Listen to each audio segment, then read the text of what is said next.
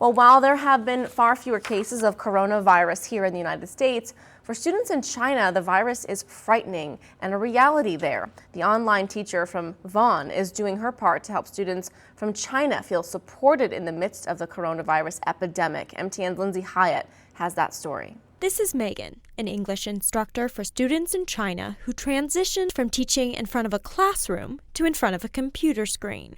When she left the classroom, she thought that was the end of the bond between her and her students. When I decided to stop doing that, I thought, well, there's no way I can ever build that kind of student-teacher relationship with a student that's halfway around the world and just through a computer.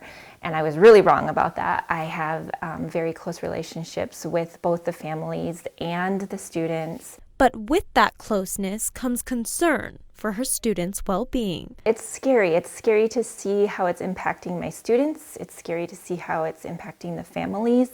Some of the families, some of the parents of my students are in the healthcare field, and my students are missing their moms and dads, and they're worried about them. As coronavirus infections increase in China, schools have shut down, leaving many of Megan's students confined to their homes. They are, in most cases, in a small apartment, confined with just their family members. So you can imagine, after a snowstorm in Montana, we get cabin fever, like we want to get outside, and that's how they've been feeling, but they're in an apartment.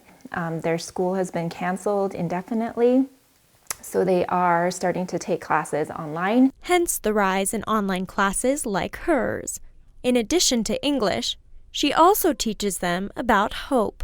Number one, be a positive, exciting force during our class, trying to make it as fun and exciting as possible. By providing them a window into her world. It's their only chance to see America, and especially in Montana, because we lead such rural lifestyles. They just love seeing the cows and the horses, and just little moments like that has been a huge uplift for all of the families that I know. Megan says sending them photos and videos of our own lives can actually help improve theirs. As long as we can continue to provide some ray of hope for them, I think that can make even the smallest difference. In Vaughan, Lindsay Hyatt, MTN News. If you'd like to send Megan's students your support, you can forward e-cards, photos, and videos for the students to Megan through a link on our website.